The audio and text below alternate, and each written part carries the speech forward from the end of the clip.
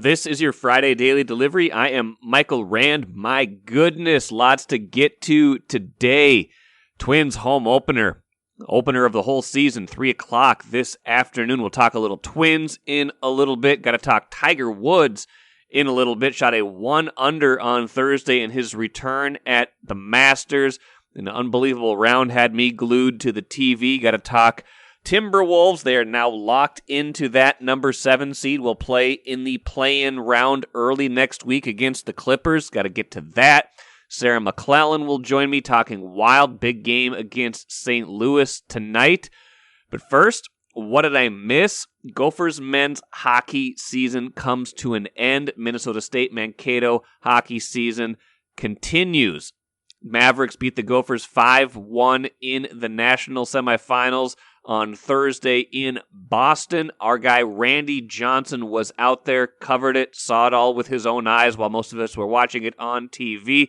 And I'd like to bring him in here in just a minute to talk through, a game that I watched almost from start to finish and just never got the sense, even when the Gophers were ahead, that it was going to be their night. Mankato is just the better team for, almost all of those 60 minutes. And unfortunately, that's how the season ends for the Gophers. I'm joined right now, bright and early from Boston on Friday morning by Randy Johnson, covers Gophers hockey, college hockey in general for the Star Tribune. Randy, not a whole lot to dissect necessarily from that 5-1 Minnesota State Mankato victory over the Gophers, ending the Gophers' very good season, a game short of the title game, extending Minnesota State Mankato season into the title game against Denver. But, even when the Gophers got that first goal in the first period off that turnover, very nice goal, it felt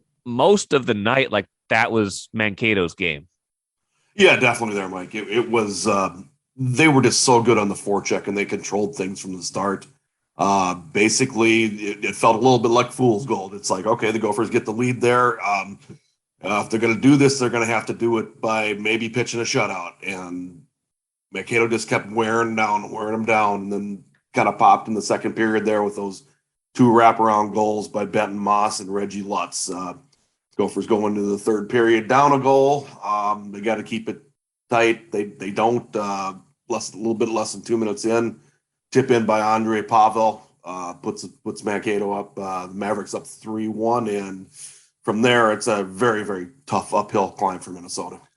How do you, going into this game, it felt like these teams were relatively evenly matched, and we saw, it was close for, the better part of the game. What do you attribute the fact that, just this doesn't seem like the Gophers team we've seen for a lot of this season? Was that more to do with what Mankato was able to do? Was it just sometimes teams have a clunker? How do you figure that one? I don't look at this as a clunker for the Gophers. I do look at it as Minnesota State just imposing their will on them. It's something, they have a structured game and they play it well. And last night was a great example of that. And the interesting thing, it wasn't their stars necessarily that were doing the damage. They were getting stuff from their third and fourth line people, and they're a lot deeper team than people might realize. Bob Motzko after the game had similar thoughts. I'm going to play a clip of Bob Motzko post game right now. First, Mankato, you got to give them an enormous amount of credit. For big chunks of the game, they kicked our butt. And, the first period was great. We got the lead. We kind of withstood it. We thought the horn great. Let's get into, regroup. And then we made a couple mistakes in the second period. Everything that they scored exactly how, we knew we had to defend. And then we were chasing the game. And we made it close a couple of times. Benny had a great chance, 30 seconds into the third period, point blank, they stop, and then they score a minute and a half into the third, and that was it. It was over. But I'm so proud of our guys. This was a terrific group of guys we had. This is not indicative of what the season we had. We had a terrific season, terrific team. We just ran into a really good hockey team tonight. Okay, so he basically saying, what kind of what you were saying, that kept it close, but that goal early in the third period, and then just Mankato for long stretches of the game, like you said, kind of kick their butts. And that's going to serve Mankato well. Denver, I don't know if I'd say Denver was a surprise winner over Michigan, but the way they were able to limit Michigan in that first semifinal game, especially in the first two periods, I think Michigan only had 9 shots. It's going to be an interesting final now with Mankato going for their first ever national championship. Yeah, I like the matchup. I think you'll see a couple teams that play a good structured game. Denver has a lot of firepower. They have basically 8 guys with 30 or more points, led by Bobby Brink, the nation's leading scorer. It should be similar like this one. Whichever team can impose its game on the other has a really good chance to win. Denver's very good. I just looking at how Minnesota State played last night, they're going to be really tough to beat. Couple more thoughts for you, Randy. Where do the Gophers, I would say based on everything that happened this year, especially with LaFontaine leaving in the middle of the season, then having the unexpected interruption with the Olympics, with players leaving for that, reaching the Frozen Four was certainly an accomplishment for this team. Roster wise, program building wise, where do they go from here? What does next season look like for this program? Hey, that's a good question, because they are going to suffer some losses in personnel. Ben Myers, their leading scorer, almost certainly is leaving, and Bob Motzko admitted that. He's a junior who's got a year of eligibility left, but he's the most sought after free agent, college free agent for NHL teams, and we might even see the local NHL club take a run at signing him. You wonder about Brock Faber and Jackson Lacombe, 2 high draft picks. There's a good chance they might not be back. Matthew Nyes is another one you got to look at. He's got an NHL sized body already, and he really came on strong down the stretch. That's going to be have a good, I guess. How would I put it? Just basically how they go into next year. They have some good recruits coming in, one of the top ones in the country out of Pittsburgh. So they should be pretty good again next year, but they will have some significant losses. Yeah, and it's always hard right after a loss, especially in a national semifinal. What did you get a sense of mood was from this team? Was it down in the moment? Was it proud of what they did? What did you get a sense for how they framed this entire year? I think it's a combination of both. I mean, the players were pretty, and Coach Motzko too. They were pretty down. Basically this one stings pretty hard. It's you're that close to your goal, and the season ends against another team from Minnesota. That isn't a good feeling for them. But I think deep down they'll be able to look at a season that had a lot of positives. Sounds good, Randy. Your coverage had a lot of positives as well. Go read that. Star Tribune, StarTribune.com. Have a safe trip home, and we'll catch you again down the road. All right. I appreciate it, Mike. It's been fun all year doing this. Take a playcation to Mystic Lake for 24/7 gaming, fun restaurants and bars, and luxurious hotel rooms. And join Club M to bask in the rewards. Follow the lights to Mystic Lake, where every day is play day. So like I mentioned at the jump, it is opening day for the Twins. We got to talk about that team for a little bit, even though we did most of the season preview on Thursday. The trade of Taylor Rogers was not finalized. We talked about it some, as it seemed like it was nearing the finish line not long before I recorded on Thursday, but that became official. Chris Paddock, the primary player, coming back, although the Twins also got a relief pitcher in Emilio Pagan coming back as well, so not all is lost in the bullpen, but just very, very strange times with these Twins. I don't know what to make of this team. I don't even know who's in the starting rotation right now, because you thought before they added Paddock that it was going to be Joe Ryan, who's getting the ball today, Bailey Ober, and then veterans Sonny Gray, Chris Archer, and Dylan Bundy. Now they've got 6, including Paddock. I don't know if he slots in, if they go with a 6-man rotation early and then sort it out as time goes on. If somebody's the odd man out and suddenly becomes a long reliever. I don't know. So I don't know who's going to start, and I don't know who's going to finish games, because Taylor Rogers, for as much as they might have struggled to keep him next year when he was going to be a free agent and was going to get expensive, he was a guy that you could say in the back half of your bullpen, that's a guy that can get me, 4 or 5 outs sometimes on a given night. Now I don't know who's going to pitch the 7th. I don't know who's going to pitch the 8th, and I don't know who's going to pitch the 9th. I'm sure Tyler Duffy will get some of that. I'm sure Joe Smith will get some of that. Maybe even Pagan gets some of that. And some of their younger guys, especially John Duran, will get some of that as well, and maybe a Jorge Alcala. But a lot of question marks down there in the bullpen. Not a lot of sure things anywhere on this pitching staff. So just the uncertainty heading into opening day. And again, it's a mystery that's also kind of fun, right?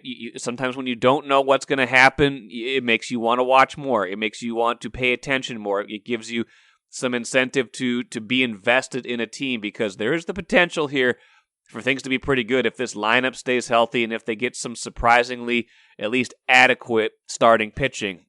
So we will see is the mantra. If the mantra or the slogan of the Twins 20 years ago was "Get to know them," I think the slogan of this year's team is "We will see." I don't know.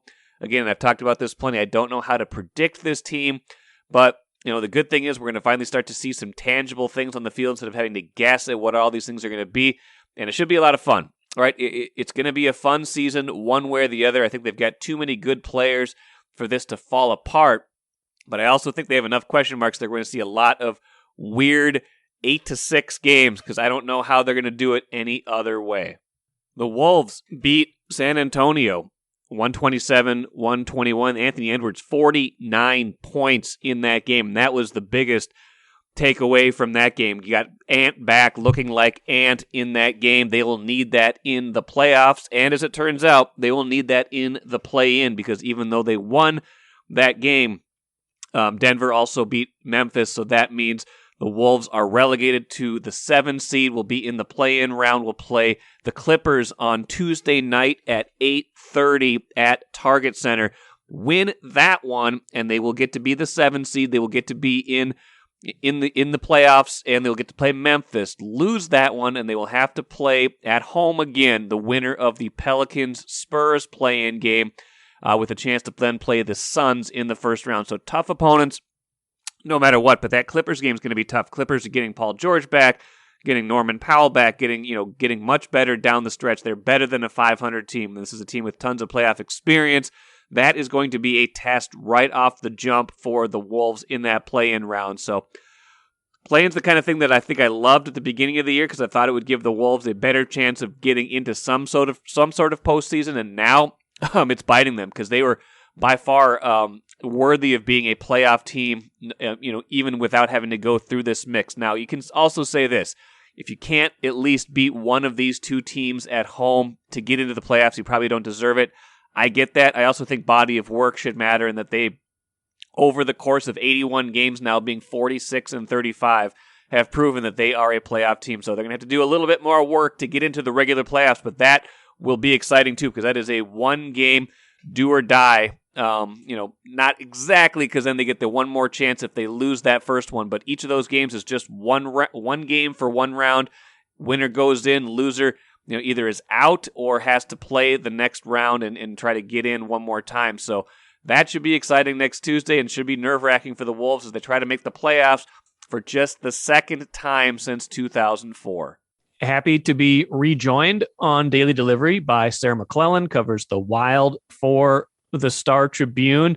It's been a pretty good run for that team lately, but hit another snag against a team that's been a familiar pain to them this year. Nashville lost 6-2 the other night, their third loss in 3 tries. None of them particularly close against the Predators, but it did end, Sarah, a string of 9-10 games in a row where they've gotten points. So we're not here to talk gloom and doom. We're here kind of more to talk matchups and just, as they go down the home stretch here, try to fine tune their game, for what is almost certainly going to be a trip to the playoffs. How much does it matter that they've kind of struggled against the two teams they're most likely to play? I mean, St. Louis just once so far, and they'll play them again Friday. How much does that matter versus how much does it matter just how they are playing and preparing in these final 13 games? Yeah, it is kind of perplexing that this is a team that has scored very signature wins against some of the best teams in the NHL this season, in Washington and Carolina and even Tampa Bay. But this is a team that has struggled inside its own division. And the Nashville matchup is a perfect example of that. I think the game earlier this week was going to be maybe a good check-in, a good test, because the previous two losses, one was really early in the season and the other one was obviously during a slide. But this latest matchup was completely different circumstances. The Wild was rolling, just coming off, a couple of wins at Carolina, at Washington, a 10-game point streak, like you mentioned. And this obviously is the team now. The trade deadline acquisitions have settled into their roles. The Wild looked very different than those previous matchups. But yet, you're right, it was the same outcome, a lopsided loss that was particularly fueled by special teams play. And I think that's the big takeaway right now. And we'll see if that is a factor in this next matchup against St. Louis. But, the Wild has, rediscovered its scoring prowess, and the defense is tightened up, and the goaltending obviously has been steady, but special teams still remain an issue, and it's not a new problem. Obviously, the power play has been very up and down. The penalty kill has had ruts. And it's still, a problem for this team as it is trying to fine tune for the playoffs with this new look lineup that was put in place to succeed in the playoffs. So I think that was the big takeaway, obviously, from this last loss to the Predators. And that whole season series has been dominated by special teams play. And I think what's important about that is that not only is this a division matchup that could very well, obviously reappear in the playoffs, but special teams do tend to play a very significant factor in the postseason. Series can be won or lost by power plays and penalty kills. And so I think that really should probably, and maybe a big focus the rest of the way is trying to find some consistency with that, trying to make it so that it's not something that is deciding wins and losses for this team if it can't be, a positive momentum generator. Because we can see obviously what happens when it isn't a 6-2 loss to a division team that is still, many points behind the Wild in the standings. Now, it seemed like, there was a tone set from the outset of that game. It was a very physical game, a lot of fights early on, that'll happen between division rivals, especially this time of year. You get the sense that Nashville wants to draw the Wild into that kind of game, get into a kind of game where special teams work to their advantage, because I think in all those matchups, you're right, it has been a factor. Wild have not seemed to have an answer for whatever Roman Josi does. And obviously he's a problem for a lot of teams. He's a very good player, but he in particular seems to give them problems, especially on the power play. Yeah, he's kind of that quarterback. And Marcus Foligno mentioned that in particular, that role that he plays. And maybe that's something the team has to specifically adjust to in the next matchup. But you're right. It was a more grittier game, that physicality, the edginess. And I don't know if that was one side trying to send a message and Dean Evison, the coach, didn't feel that the Wild was initiating that. But obviously that's what's changed too, since the last time these two teams met, was that the Wild did bring more toughness into its lineup. Nick Delorier, Jake Middleton, obviously two of the players that did fight in that game. But still, you're right. This is a team that thrives at 5-on-5. This is a team that is built to succeed by rolling its lines and having, 4 forward lines, 3 defensive pairs engaged. And when someone's in the penalty box serving a penalty, obviously that rhythm gets interrupted. And you could see that then, just the team struggled to get to its game and keep the action at 5-on-5 with 3 power play goals against. It's just not a recipe for success for this team. And I think they know that, but it still obviously is an eyesore as this team is trying to fine tune its game for the playoffs, especially in these matchups. Like you said, that could be a preview of what's to come in the first round. Yeah, just noticing right now, and I checked it earlier, and I just wanted to double check that I was right. Wild giving up 54 power play goals this year. That is the third most in the NFL or NHL, excuse me. That's, again, like you said, that's problematic. It's not something you can't fix, but 69 games into an 82 game season, it does also kind of feel like that is who they are. And maybe the best way to solve that is, not so much fixing everything that's broken right now, as much as it is trying to stay out of the penalty box in the first place, because they might know that that's a weakness they have. Yeah, staying out of the box is key. And that was something that the team mentioned after this loss to Nashville. And Dean Evason said he looked back, he didn't feel like the Wild was undisciplined. And if discipline isn't a problem, then maybe it's just being diligent and just knowing that this is something the team has to avoid, because you look back through, playoff history and you can just see so many series that either change or there's a big momentum shift because of a power play goal, a timely, opportunistic scoring chance, a big penalty kill. Special teams just tend to get magnified in the postseason. And we're already seeing that shift as the regular season action is starting to mimic what the playoff intensity will be like. And, it obviously was a huge factor in this loss. And I'm guessing that's probably something the team has to brace for down the rest of the stretch drive here to the playoffs, is just realizing that and trying to maybe not make it as big of a factor in these games if the Wild, continues to lose the special teams battle. One thing I should mention too is that Cam Talbot has not played in any of these three games against Nashville. The first two were Kaapo Kähkönen. This last one was Marc-Andre Fleury. Not sure what that plays into it. Not like those aren't capable goalies, especially Marc-Andre Fleury. We know what his reputation is, but you do wonder if Cam Talbot gets the start in that last game against Nashville, kind of depending on where they are in the season, I suppose, too. But it is still a point too that Nashville is in fourth place, still not the most likely first round playoff opponent for the Wild. That would be St. Louis at this point, a team they lost to in that Winter Classic. They only played them once this year.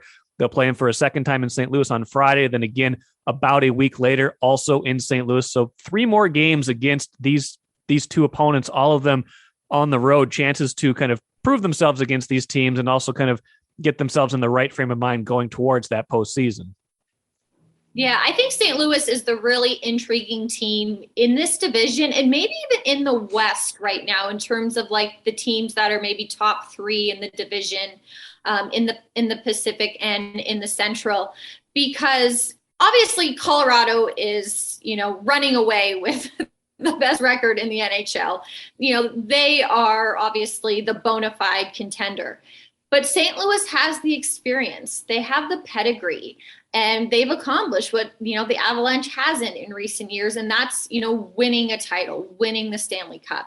And a lot of that roster is still in place. And so I think, maybe that's the muscle memory, but getting into the postseason, I think St. Louis is, could be a very credible opponent, even if they are coming in as the 3rd seed and obviously then the visitor, the road team in that first round series. So that's why I think Friday will be a good test for the Wild to, again, check in, see where that matchup is at. They've only played once this season. It was the debacle that was the Winter Classic, a 6-4 loss at Target Field. But the Wild wasn't at full strength then. Obviously, Matt Dumba was injured in the game at Nashville. But this is more in tune with how the Wild is expecting to look in the postseason in a potential first-round matchup, potentially against St. Louis.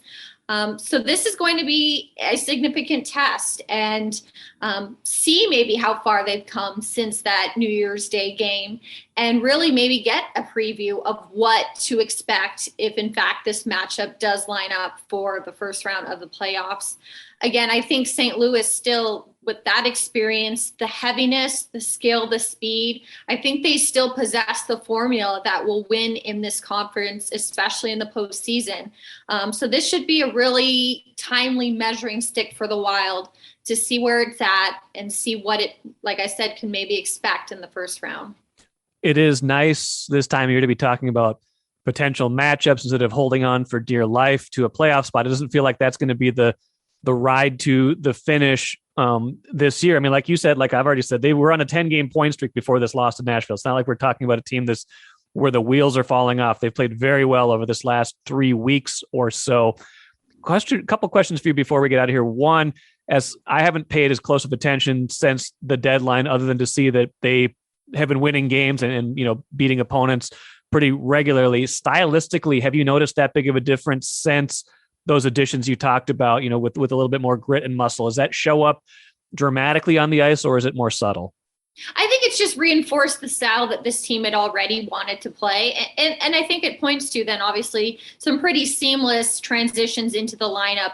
I think it's just bolstered what the Wild was already probably designed to do. And then obviously it's not a jarring adjustment the rest of the way. Nick Deslauriers has come in and brought that grit to the fourth line.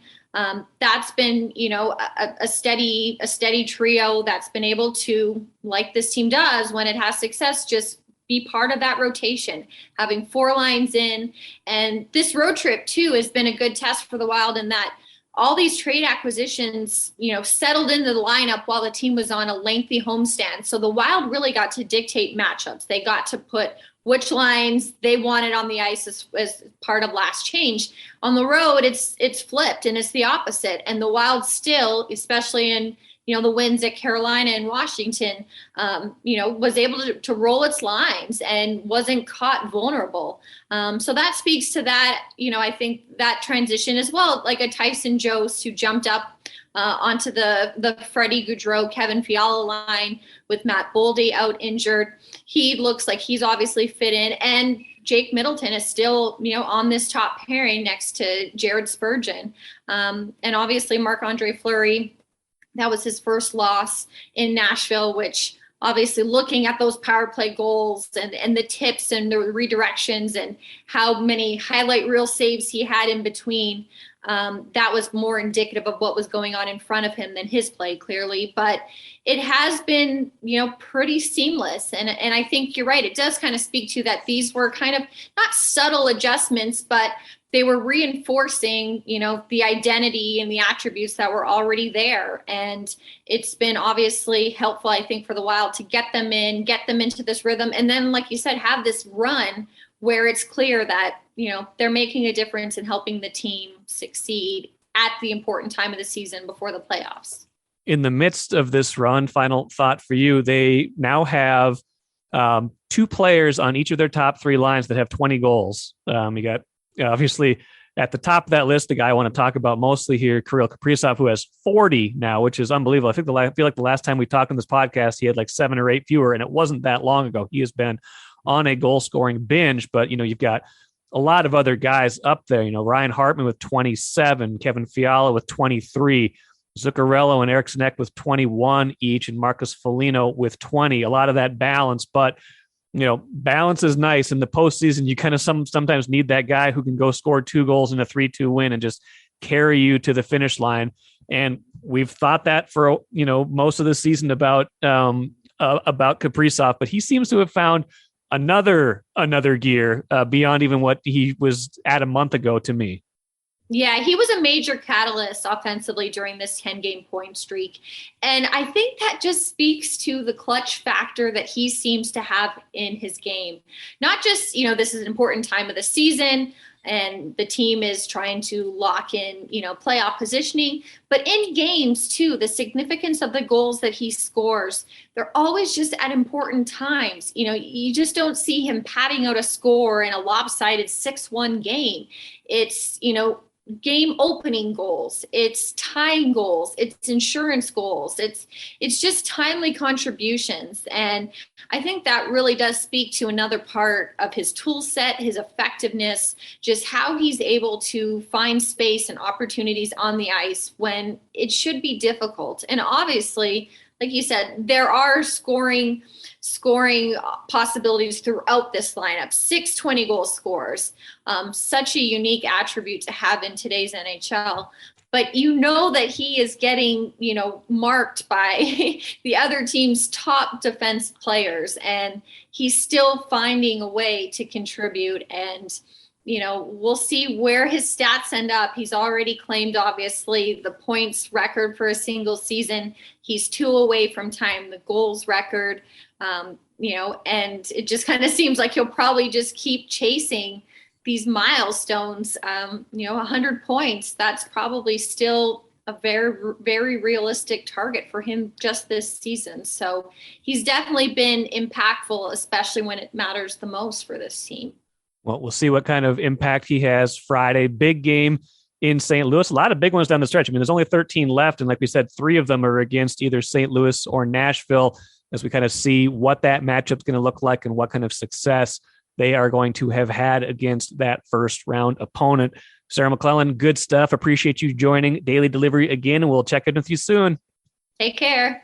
Great stuff from Sarah McLellan. As always, love catching up with her on the Wild. Should be a good game tonight against St. Louis. And, like Sarah and I talked about for much of that segment, some work to do against some of these teams in the Central Division. They just haven't been great against the better teams in the division, especially Nashville, and then in that one Winter Classic game against St. Louis. So can they get some better performances, these 3 left against St. Louis and Nashville? Or is it going to be more of the same? And then you go into the playoffs and you're like, well, they had a really good season, but they don't match up well against these teams. So I think this is an important game tonight. I think it's an important, these 3 games they have left are important, not just for the standings, but for how they feel going into the postseason. Let's finish with the cooler. Tiger Woods back at it today. Tees off a little bit before 1 o'clock local time. I was glued to the TV yesterday. I'm not going to lie. I don't think I would have been glued to the Masters quite that same way if Tiger Woods was not back and not doing Tiger Woods things. Shot a 1 under. Looked good doing it. The putter saved him in a few cases. No one in my golf viewing has ever been better at making those little 4 or 5 foot par saves, and he did that consistently throughout his opening round Thursday. Now the big question is going to be, can he maintain it? Can he maintain that stamina? Can he keep this up after not playing really for more than a year, except for practice and a little bit here and there? Can he keep this going? Can he at least make the cut? Can he stay in contention? I mean, after watching him Thursday, I'm more convinced that he can at least make the cut and be on that leaderboard. I don't know about winning this thing. There's a lot of great golfers that are in better physical condition, that are more tuned up than he is. But again, like we say about Tiger Woods, you cannot count someone like that out. And I think Thursday's round gave even more fuel to that idea. So I will be watching again Friday and throughout the weekend, as long as he does make that cut. That will do it for today's show. Thanks so much for joining me all week. Should have plenty to talk about on Monday, too, coming off that first Twins series, coming off the Masters. I'm sure Royce and I will get into all of that on Monday. Until then, have a great weekend, and we'll see you again on Monday.